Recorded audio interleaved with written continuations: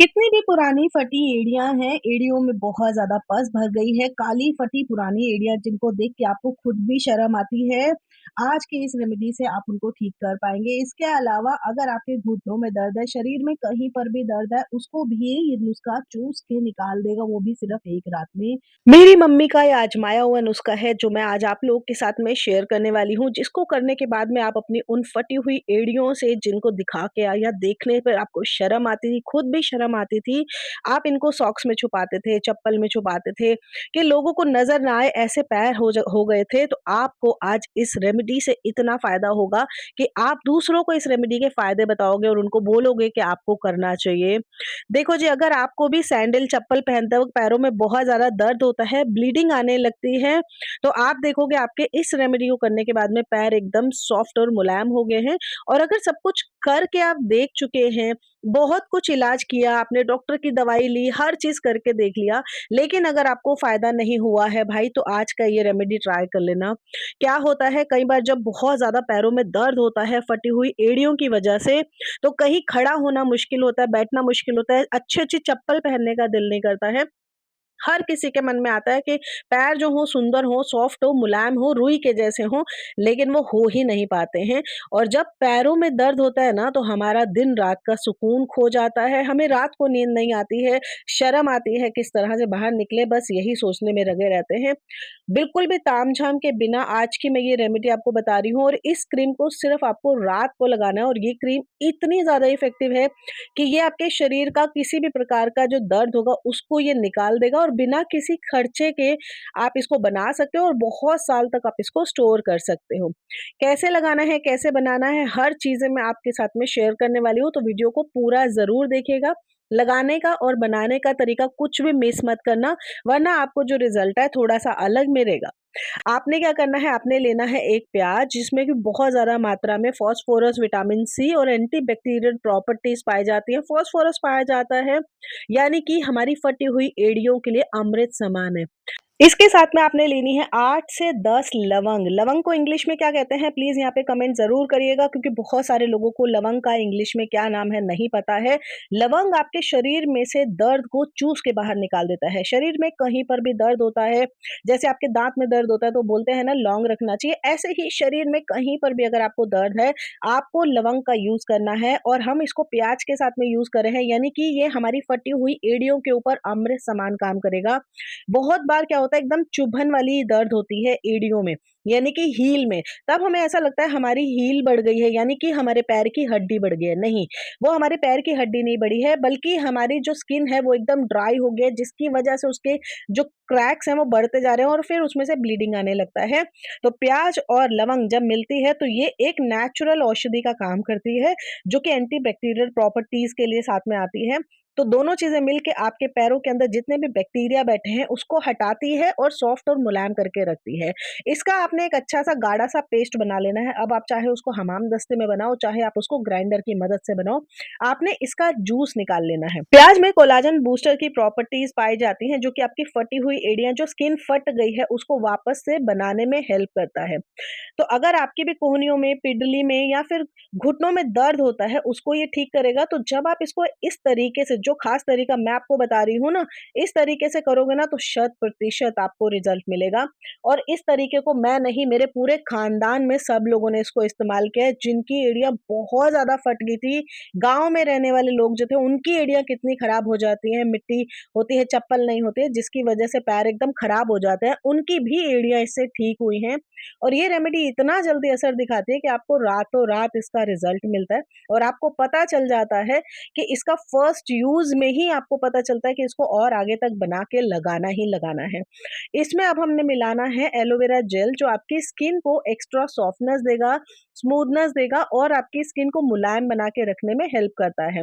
अच्छे से हम इसको इसमें मिक्स करेंगे। एलोवेरा जेल की प्रॉपर्टीज़ आपके स्किन को हाइड्रेट करके रखती है, मुलायम और सॉफ्ट बनाने के साथ में स्किन की जितनी भी इम्प्योरिटीज़ होती हैं उसके ऊपर काम करती हैं। तो ये दोनों चीज़ों को आपने अच्छे से मिक्स कर देना है बढ़िया से और आपका ये एक सॉल्यूशन तैयार है जिसको कि अभी आपको साइड में रखना है।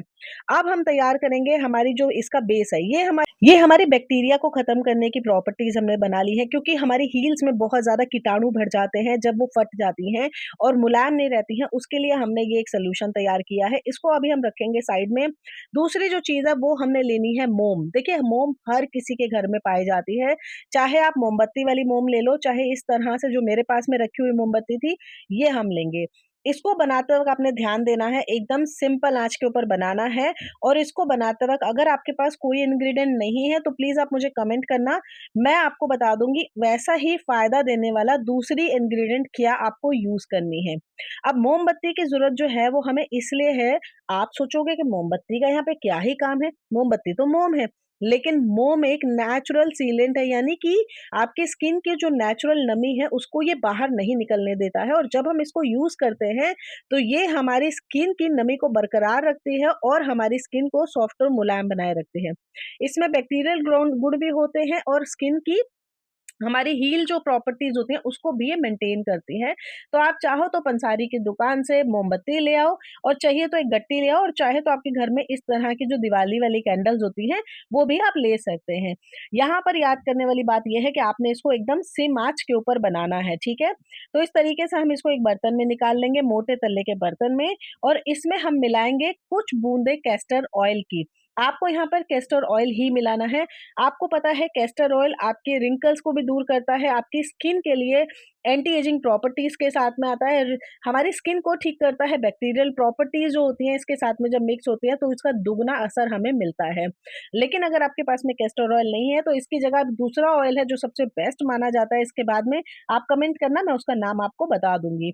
अब इसका जो रिज़ल्ट है ना आपकी स्किन के ऊपर इतना इंस्टेंट रिज़ल्ट दिखाता है, इतना अच्छा और फ़ास्ट रिज़ल्ट आता है कि आप खुद सोचते रह जाओगे अरे! इतनी जल्दी इसका रिज़ल्ट आ गया है। एकदम लो फ्लेम के ऊपर आप इसको मेल्ट करेंगे बढ़िया से अच्छे से और उसके बाद आप इसमें मिलाएँगे 2 से 3 भीमसेनी कपूर। दोस्तों यहाँ पर आपने भीमसेनी कपूर का ही यूज़ करना है, दूसरी कपूर आपको यहाँ पर नहीं मिलानी है। कपूर की तासीर गरम होती है जो हमारे जलन और दर्द को शांत करती है और खून के संचार को बढ़ाती है क्योंकि इसमें गर्माहट होती है, तो ब्लड सर्कुलेशन को इंक्रीज़ करके ये अपना काम करती है। तो आपने क्या करना है 2 से 3 टुकड़े लेने हैं कपूर के, ये आपने इसमें मेल्ट होने के लिए छोड़ना और साथ में अब आपने मिलाना है जो सॉल्यूशन आपने बनाया। सॉल्यूशन डालते वक़्त आपने गैस एकदम बंद करके रखनी है, बिल्कुल भी इसको चालू मत रखिएगा वरना इसके छिटके आपके ऊपर पड़ेंगे इसलिए दूर से डालना है आपने। अच्छे से अभी हम इसको मिक्स करेंगे और सारे इंग्रेडिएंट हमारे ये मिक्स हो जाने चाहिए। ये जो क्रीम बना के मैं आपको दे रही हूँ, इस क्रीम को आप बना के सालों-साल रख सकते हो। लेकिन इसको यूज़ कैसे करना है वो मैं अभी आपको बताऊँगी। उसको यूज़ करने का तरीका बहुत आसान है और लेकिन ख़ास है तो ध्यान से सुनिएगा। जब भी आप इसको बनाते हैं उस वक़्त ये मेल्टेड होती है यानी कि गरम होती है। उस वक़्त ये मेल्ट फॉर्म में होती है तब आप इसको जब हल्का-सा ठंडा होने पे लगाएँगे तो बहुत आसानी से आपके पैरों में लग जाएगी। अगर आपने इसको थोड़ी देर के लिए भी गाढ़ा होने के लिए रख दिया तो ये जम जाएगा, उसके बाद आपके पैरों पे लगेगा नहीं। तो आपने क्या करना है जब भी आपने इसको यूज़ करना है, चाहे सर्दी चाहे गर्मी, आपने इसको हल्का-सा गरम करना है और फिर अपने पैरों पे लगाना है और उसके बाद में आपने सॉक्स पहन के सोना है। लगाने से पहले आपके पैर एकदम धुले होने चाहिए, साफ-सुथरे होने चाहिए। सफाई करके उसके बाद ही आप इसको लगाना और देखना कैसे आपकी एड़ियाँ जो है फटी हुई, वो क्रैक्स आपके बंद हो गए हैं और पैर एकदम मुलायम हो गए हैं। देखिए, क्या होता है हर किसी को अपने हाथ-पैर साफ-सुथरे ही अच्छे लगते हैं। किसी के भी फटे-फटे पैर बिल्कुल अच्छे नहीं लगते और कोई नहीं चाहता है उनको छुपाना भी। तो अगर आप इस तरीके से अपने पैरों को साफ-सुथरा रख के अपनी एड़ियों को ठीक कर लोगे, तो आप भी अपने सुंदर-सुंदर चप्पल पहन सकते हो, पैरों को सॉफ्ट और मुलायम बना के रख सकते हो, बिल्कुल बिना किसी दर्द के। तो कैसी लगी आपको आज की मेरी रेमेडी मुझे कमेंट करके ज़रूर बताना। अगर आपको इसमें से कोई सामान नहीं समझ में आ रहा है या और कुछ चाहिए या और कोई सामान इसमें से यूज़ करना है, आप मुझे कमेंट करना। मैं जल्दी से जल्दी आपको उसके ऊपर रिप्लाई दे दूँगी कि आप उसकी जगह पे दूसरा इंग्रीडिएंट क्या यूज़ कर सकते हैं, जो आपके घर पे मौजूद रहेगा। मिलते हैं नेक्स्ट वीडियो में, कहाँ से मेरा वीडियो देख रहे हैं, कमेंट ज़रूर करिए।